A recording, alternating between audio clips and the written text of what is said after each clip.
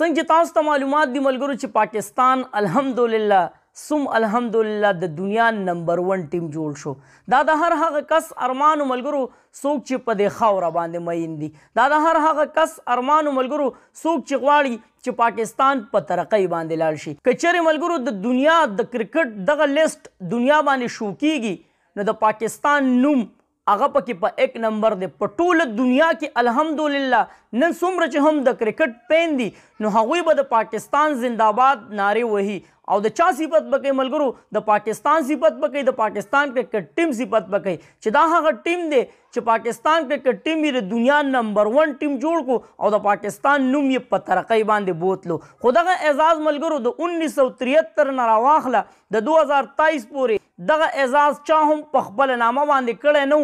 هغه اعزاز الله جل شانه چاله ورکو؟ کنګ بابر اعظم له. دته دا کنګ هسې نه وایي ملګرو، کنګ ورته ځکه وایي چې دا د دنیا بهترین بیټسمین دی، نمبر 1 بیټسمین دی او پاکستان کرکټ ټیم یې کوم ځای ته ورسو ملګرو نو هغه ټولې دنیا ومنله چې پاکستان د دنیا نمبر 1 ټیم جوړ شو او دغه اعزاز کنګ بابر اعظم په خپله نامه باندې کو.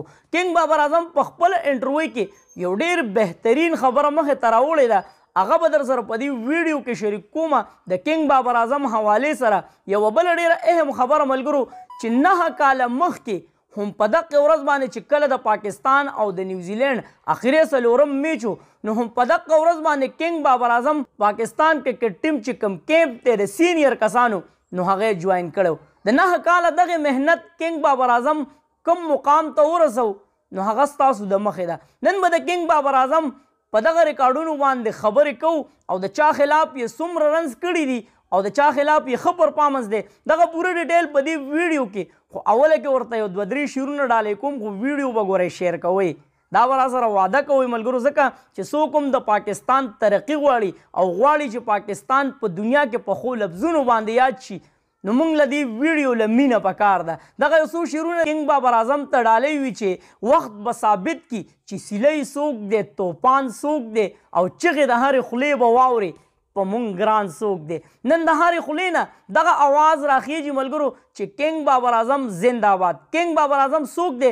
دا زموږ د پاکستان بچی دی چې د پاکستان کرکټ ټیم نوم یې په ډېرو غټو لفظونو باندې دنیا ته شو کو. اول خو در سره ملګرو دغه ریکارډ مخې تقدمه چې کنګ بابر اعظم په 98 میچونو کې پاس ټیسټ چې کوم 5000 رنز دي نو په خپله نامه باندې کړل. دا واحد یو کلاړي دی ملګرو چې په دومره کمو میچونو کې هغه دغه دومره غټ ریکارډ په خپله نامه باندې کو او دغه شرټ یې چې کوچ هغه د 5000 چې کوم شرټ دی نو هغه ورله ورکړو. د پاکستان کرکټ ټیم چې کوم کلاړیان دي نو هغې ټولو ورله ډېره زیاته مینه ورکړه. دغه ریکارډ چې کوم دی ملګرو مخکې د چا سره و؟ د هاشم آملا سره و، خو د 100 نه بره هغه میچونه لوبولي و او 5000 دغه رنز یې کړي و. نو کنګ بابر اعظم دا واحد کلاړي دی چې په دومره کمو میچونو کې ملګرو هغه دغه 5000 رنز پوره کړه. خو که چېرې کنګ بابر اعظم پسې دغه چې کوم د پاکستان هغه دغه غواړي چې یاره پاکستان دې په ترقۍ باندې نه ځي او په ښکته دې لاړ شي نو هغه کسان نو که چېرې کنګ بابر اعظم یې د مخې نه لرې نه کو او 200-300 کنګ بابر اعظم ولوبول نو انشاءالله العزیز چې دا ریکارډ به چرته هم څوک مات نه کي او کنګ بابر اعظم به نور داسې ډېر ریکارډونه په خپله نامه باندې کي. که چېرې د انډیا ټیم باندې نظر واچولی شي ملګرو MS دھوني تاسو کتلی شئ چې هغه څومره ډېر میچونه د انډیا د طرف نه لوبولي. میرات کوهلي تاسو وګورئ ملګرو، میرات کوهلي اوس هم د انډیا په ټیم کې دی. ولې په ټیم کې دی چې د هغه بهترین پرفارمنس دی. که هغه نن سرې سترګې ګرځي او هر چا ته بدماشیانې کوي نو هم د دغه پرفارمنس د وجې کوي. خو که د کنګ بابر اعظم وګورئ ملګرو نو یو خاکساره خوی ورله الله جل شانه ورکړی دی، نه خو هغه غرور کوي او نه تکبر کوي. نو 98 چې کوم میچونه هغه ولوبول او 5000 پاس ټیسټ رنز یې په خپله نامه باندې کړه.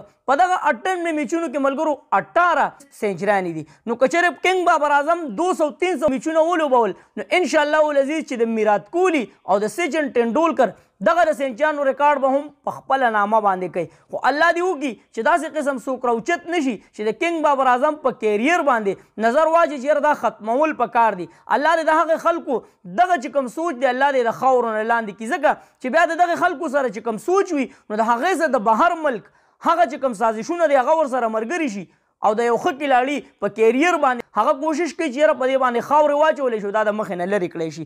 بل ملګرو تاسو د سیټ کې کتلی شي چې کنګ بابر اعظم د چا خلاف ډېر رنز کړي دي. نو په هغې کې اولنی چې کوم دی ملګرو تاسو کتلی شي د انګلینډ خلاف د کنګ بابر اعظم بهترین پرفارمنس دی او انګلینډ تاسو ته پته ده چې د دنیا بهترین ټیم دی. نو د یو ښه ټیم خلاف د کنګ بابر اعظم ریکارډ وګورئ ملګرو چې په 19 اننګز کې هغه 816 رنز کړي دي. انګلینډ خلاف یې دغه ریکارډ دی او بیا د نیوزیلینډ خلاف چې اوس پاکستان کې په دوره هم دی د نیوزیلینډ خلاف په 18 اننګز کې 783 رنز کړي. بل ملګرو د ویسټ انډیز خلاف 10 میچونو کې 717 رنز کړي دي. د استرالیا خلاف یې په 9 میچونو کې 588 رنز کړي دي. د ساوث افریقې خلاف ملګرو په 10 میچونو کې 523 رنز کړي دي. د زیمبابوے خلاف یې ملګرو په 8 میچونو کې 459 رنز کړي دي او بل ملګرو د نیدرلینډ خلاف یې په 3 میچونو کې 222 رنز کړي دي. د انډیا خلاف یې ملګرو 158 رنز په 5 میچونو کې کړي دي او د افغانستان خلاف یې په 2 میچونو کې 111 رنز کړي دي. دغه چې کوم ټوټل ډیټیل ملګرو هغه مې هم ستاسو سره کېښودو. نور هم ډېر غټ ریکارډونه کنګ بابر اعظم ملګرو په خپله نامه باندې کړه. د پاکستان سټار زموږ پښتون ورور شاهد آفریدي هغه هم ټیوټ کړی دی.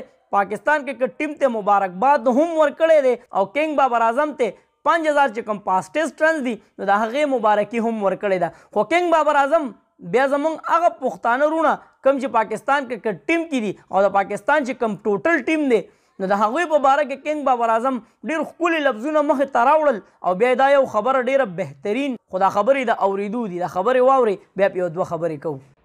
मेरे लिए तो काफ़ी ऑनर की बात है कि पाकिस्तान नंबर 1 बना और उसका मैं उस टीम का कप्तान हूँ और मेरे ख्याल से पूरे पाकिस्तान को मुबारकबाद और उनकी सपोर्ट पीसीबी को मैनेजमेंट और स्पेशली प्लेयर्स जिनकी वजह से हम नंबर 1 बने और उनकी एफर्ट और जिस तरह उन्होंने एफर्ट दिखाई मुश्किल टाइम में डिफरेंट टाइम में तो ये चीज़ें काफ़ी बाउंड रखती हैं और सब एक दूसरे की परफॉर्मेंस से खुश होते हैं. जो सबसे अच्छी बात हमारी है जो यूनिट की और हमारी टीम के कि एक दूसरे की परफॉर्मेंस से खुश होते हैं और कोई भी ऑन द डे अगर उससे नहीं होता तो हम कोशिश करते हैं कि उसको कवर करें परफॉर्मेंस से ही और एंड जो हमारा ड्रेसिंग रूम है उसमें हम पॉजिटिव चीज़ों को डिस्कस करते हैं पॉजिटिव बात करते हैं और कोशिश करते हैं कि नेगेटिव को बाहर ही रखा जाए गेट से. د کنګ بابر اعظم سره په ټیم کې ماشاءالله الله جل شانه داسې کلاړیان برابر کړه چې کنګ بابر اعظم په خپله هم حیران دی چې کم یو ډراپ کم او کم یو ولوبم او هر یو کلاړي د خپل ځان نه زیات محنت کوي او پاکستان کرکټ ټیم ته ترقي ورکوي. نو تاسو کتلی شئ ملګرو فخر زمان